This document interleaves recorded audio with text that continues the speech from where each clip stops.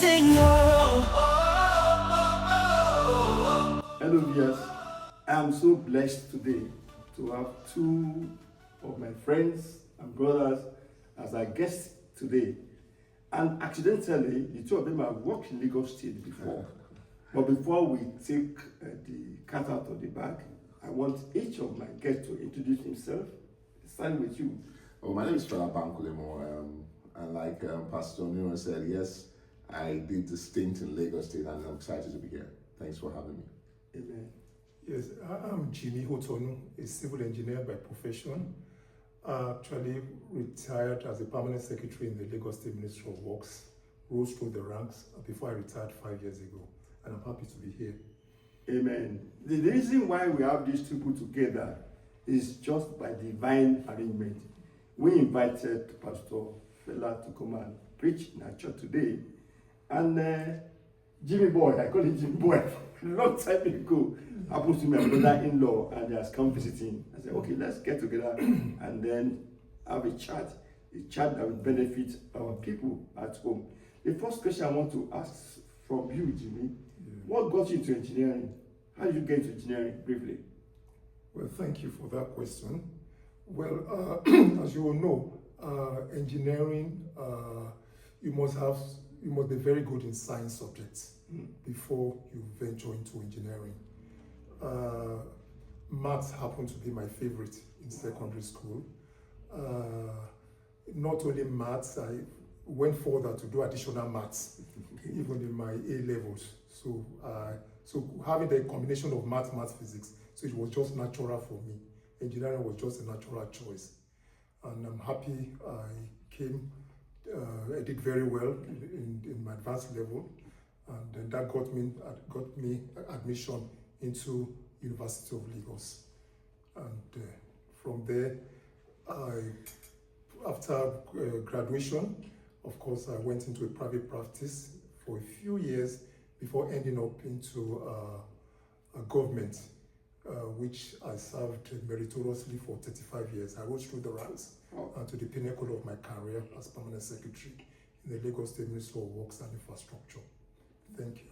Thank you so much. But I thought that someone like you, looking the way you are very medicine. Why didn't your dad agree to medicine like most patients do? Oh, you took it out of my mouth.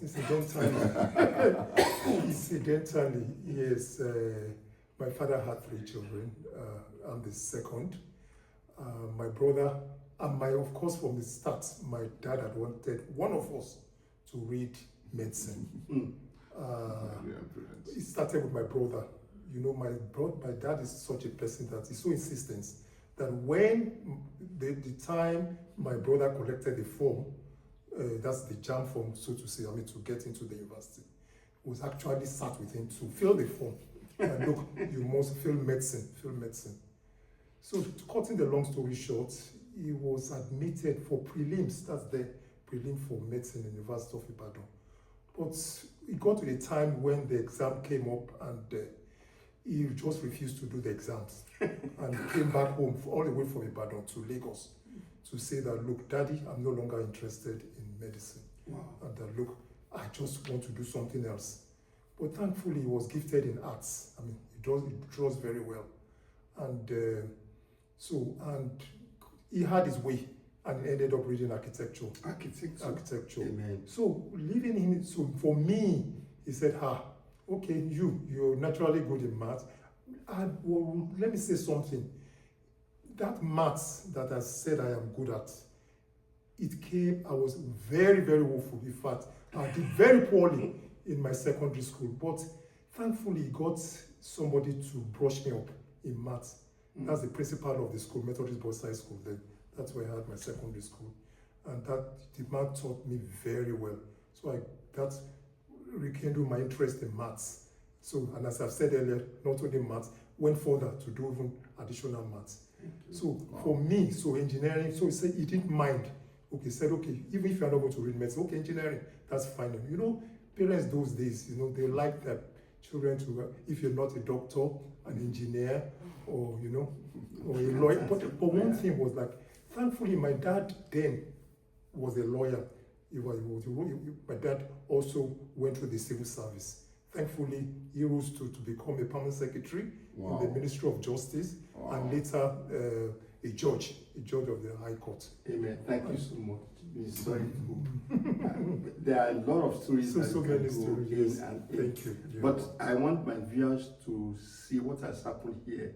Yeah. That many children do have their skills and talents given to them by God. Yeah. So parents should not unnecessarily force their children Yeah. to fulfill their own vision. You know, I happen to know Jimi's brother. He did very well in architecture. Nice, great architect. Fela, let's come to you.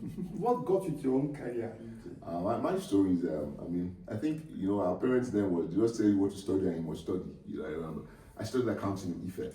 Okay. But really, when I look back now, that's not something that I probably wanted to do law or something else. But my father said, Fela, you study accounting? I said, yes, Daddy, and I studied it.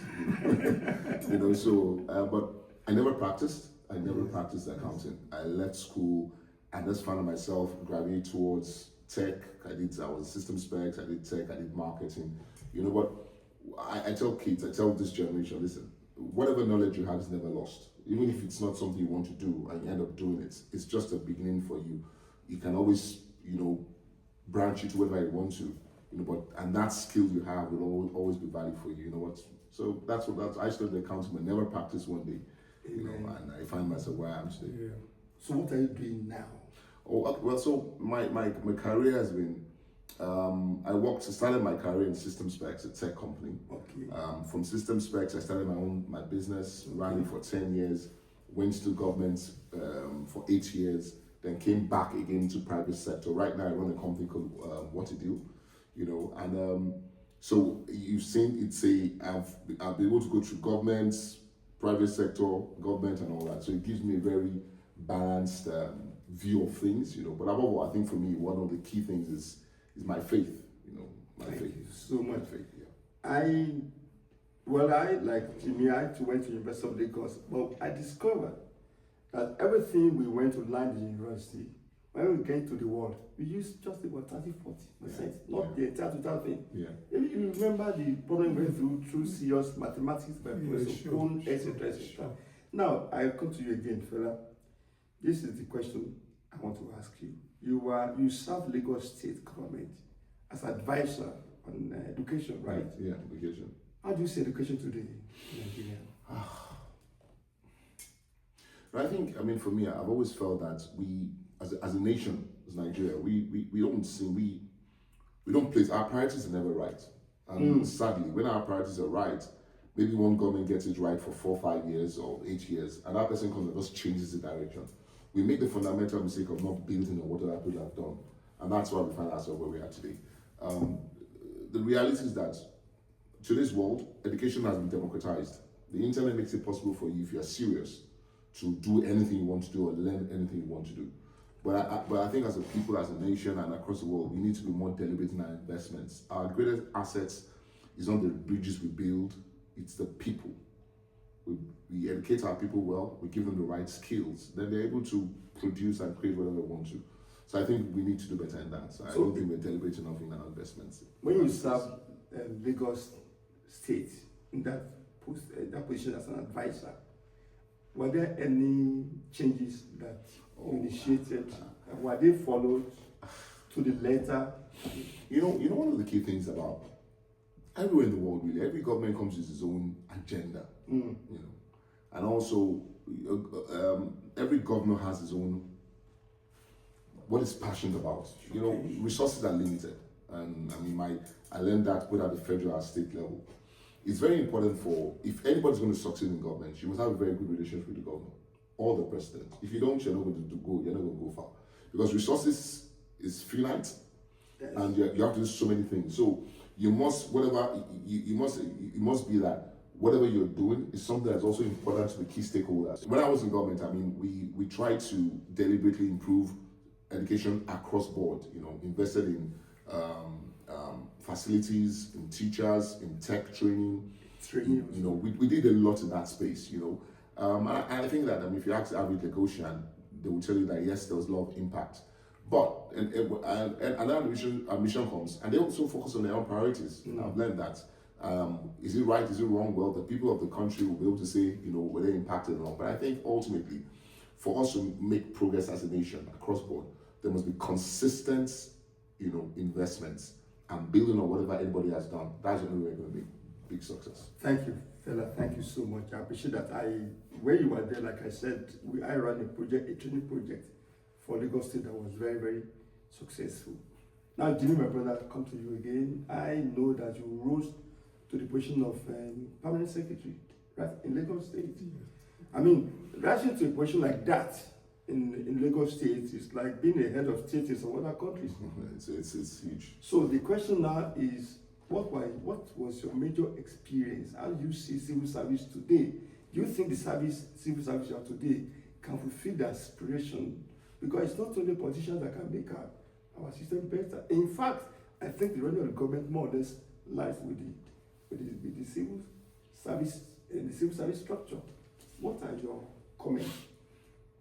Yeah, thank you for that question.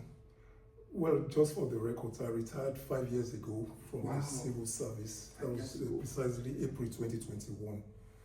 And I would like to say that I've been fortunate in the sense because it's not automatic that you start from the lowest grade and then become a PS. It doesn't come automatically. I just want to thank God for that. Just like my brother said earlier on, like as a PAMSEC, you are to drive the policies of government. They make the policies. The governor from day one will know what he wants to achieve. And thankfully, my ministry, Works and Infrastructure, happens to be one of the favorite ministries in the sense that the governor wanted to make a mark in the infrastructure space in Lagos. And thankfully, was the PS as the PS.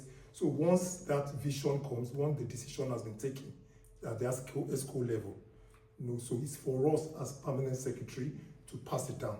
How do we achieve these things that the governor will want us to do? So, and there's so many projects. I remember during Governor Ambode, there was a major issue, especially at Ajah. That was the first project I remember. The bridge. The way bridge in Ajah. So we came up with a solution to that, and thankfully that bridge had solved a lot of the traffic challenges that we had there. And then another thing, and that I'm so happy for and part to be identified with, is the Muritala Mohammed Airport Road. Everybody coming to the Nigeria for the first, especially Lagos, it was an eyesore before that road was rehabilitated. But now it's a state-of-the-art road. The road can compare to any other road in the world. And it gives Lagos the impression that everybody we want to, and they will be happy with. So, talking about civil service, it's a learning ground for anybody that wants to really put in what you want to do. It showcases one in the sense that, look, because you meet so many people. You meet so many people, the bad, the good, the ugly, everyone. You see all sorts of people. But one thing is that, look, you must be patient in listening. And then, of course, you must also be loyal to the government because you cannot be partisan. That's something I've learned over time. And that's something one would also like to pass down to those people coming behind. There's nothing like 80% or 90% loyalty. It has to be 100%, 100% loyal. So, and that had paid off. And I would say with all sense of responsibility, that the loyalty to my bosses had paid off fully. And not fully, not because of, and not only that, not just not being loyal, but you must also be hardworking. Hardworking, know what you are doing. And it has paid off. It paid off because not only even after the administration, I'm not just boasting, but even after the administration of Ambode, I continued with the present governor with the same ministry. It's very rare, but it's very rare to even to continue because normally politics will have thrown me out of that ministry because it's a sensitive ministry. So the lesson we have. So experience, you must be hardworking, you must be loyal, and then we'll be fully committed. And then, of course, putting everything in God's hands too. Thank you so much. Viewers, we learned some great lessons here. Loyalty is important, and you being very committed to your work and diligent is also committed. I mean, it's also recommended to us. Now, it's interesting, Fela, your own was a political appointment. You rose through the ranks. Through the ranks. Yes, exactly. How did you guys manage at that top? Were there areas of conflict? For example, the private secretary is supposed to be running more or less the ministry in a way. Yeah. And when you don't have a political appointee, how did you guys manage that relationship? I think it's dynamics. I mean, so you take it from two sides, and you speak at it for me as a PS. You know what I mean? I remember coming to government, one of the things we heard was, your permanent secretaries, they will finish you. But I think, for me personally, I've always been very clear in my life. My philosophy in life is, let my yea be yea, my nay be nay. Let people know what I stand for from the word go. Okay. I mean, my passion has always been, I'm a Lagos boy, I'm a Lagosian true and true. I saw it as for me, it was an outstanding privilege to be what I was. And I promised myself I was going to give it my best, And so the thing is, whichever PS I worked with could see through me that I cared about this job more than anything. Okay. And also it helps to have a very good, it helps to have a very good relationship with the governor. I mean, the PSs know they know which commissioner has a good relationship with the governor. They all know. When they do have a good relationship with the government, they won't stress your life. they won't. So they know that, because this guy can report me to the government, they will remove me. So those things happen. But also, they also know the people that are serious. They know the people that want to work. They know the people that don't know what they're doing. So it plays out. But ultimately, as a political office holder, you are driving the agenda of the governor.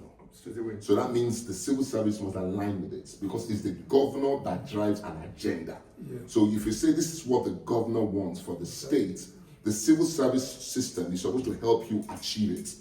That's how it's supposed to be. But like my brother rightly said, you have some fantastic civil servants, you have some lazy civil servants, you have some people that shouldn't even be there.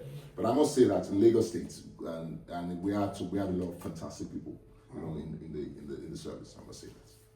Jimi, I must ask this question because from your own career and responsibility, you drive a lot of a high percentage of the finances of the government, infrastructure development, etc., etc. Yeah. So how do you handle people's political appointment whose interest now to make money, to do that kind of thing that sometimes may force you to compromise? How do you navigate that terrain? Well, thank you. I'd say it's been very difficult because, as I've said, for example, awarding road contract. Everybody wants to get a road contract because they see that it's very juicy. Juicy in the sense that they look at the contract sum. They say, wow, contract, so how will I be part of this? So everybody, even people that do not even have any business, that do even know nothing about roads, they want to be part of it. And the way government is, it's like there's some who have paid their dues in politics. It's like they've done very well for the party, and one way or the other, they want to be patronized. So it's like, look, they give them some. I had there was a particular experience I had that person was like, he practically did not know his left from his right, but he was given the contract. But it is for us as civil servants to ensure that it works. Amen. We're not there to question our bosses. We're there to carry out instructions. We cannot, this is the person you want, so it's for us to ensure that this person does not embarrass the person that has given him the job. Wow. So that has been there. So I passed the message down to my subordinates that, look, we need to help this person. Let's help him and let him make a success of this project. So in a nutshell, the experience I've had was that, look, you need to be patient, cope, and ensure that you have to make a success. Because if that person succeeds, you also succeed. If the person fails, automatically you have failed. And you've disappointed. And more so, projects are things that are very visible.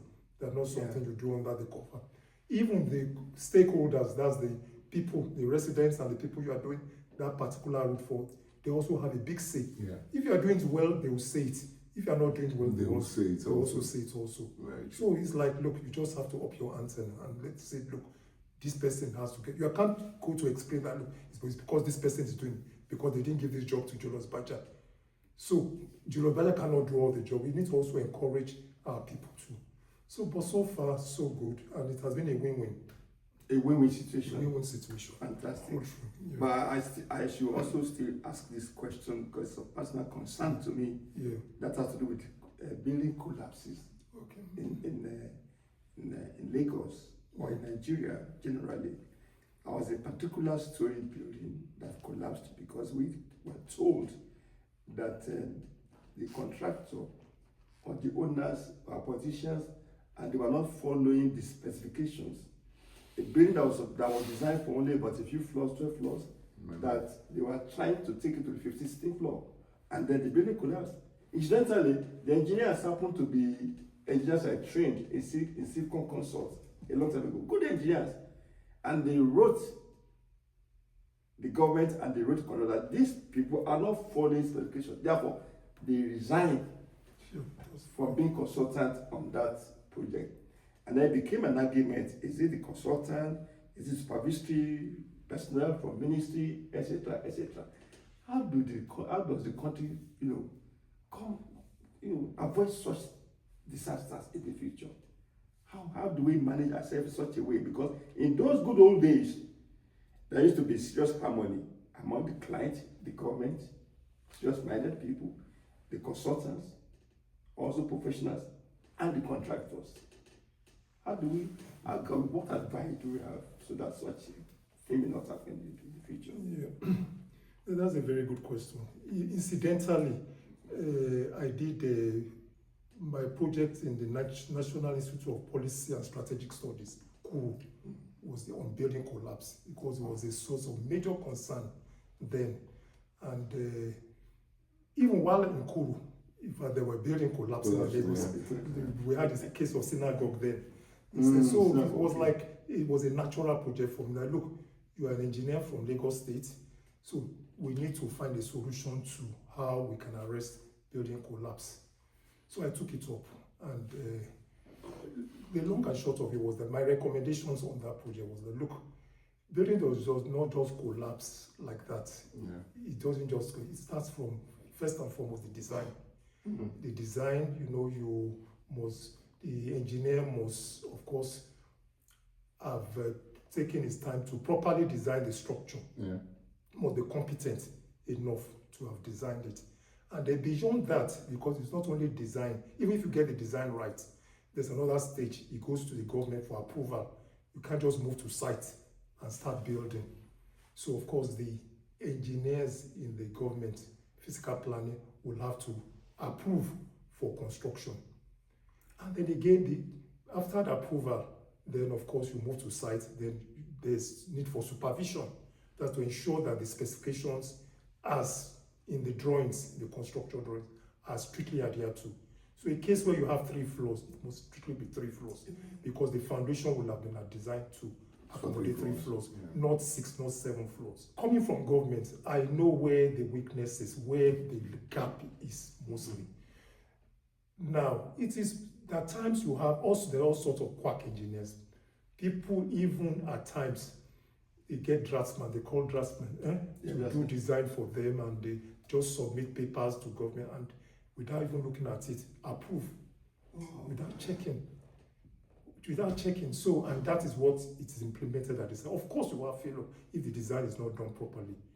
So, part of the record, and I'm happy that has been corrected now, because what we have now in Lagos State, we have this program, Certified Accreditors Program, where in any particular area, if any building is going to be constructed there, yes, it has to, any drawing prepared will have to go to the certified accredited professional in that area. Wow. Who are made up of consultants. They are made up of consultants, practicing consultants. So they will look at the drawings, they will vet the drawings. So the onus is no longer on government officials, but on consultants, practicing consultants. And not only that, they take full responsibility because they do not only vet the design, they also go to the site to ensure that those buildings are built according to what they've approved. And if they do otherwise, they're the first to raise the flag. And knowing fully well that they have their license on the line, of course, anything that is done that is not in their interest or not in line with the drawings that has been approved, of course, they raise the flag. I think necessary steps will be taken. you go beyond their license being online. Yeah. Jail must be. Yeah, I agree. Yes, I agree. yes. And that's what I was going to say. I think, my brother is just trying to be very politically correct. You know, but I think for me, the reality is that government will held responsible for this. Ultimately, because it's the buck stops on our table as government, you know. And I also think, like you rightly said, if you're being held accountable, whereby if there's somebody dies there, you're charged for it, you see things will change. Yeah, But because we're able to, we're not doing that. Because it's yes, mistakes will happen. Yes, Sure. of course. But what we have now is not mistakes, it's greed, it's people cutting corners, you know, that we have. And the sad things that we're just losing lives and also losing money. Unfortunately. Yeah, something we need to solve. Because it will appear as if I've been drilling these people. Yes, it's intentional because I want you to examine yourself. Which area are you serving government? What's your career? What's your profession? What integrity are you bringing into fraud? But all the time we blame government. But sometimes those of us who are followers also, we have some fault to be corrected. Emphasizing the truth in an eclipsing world.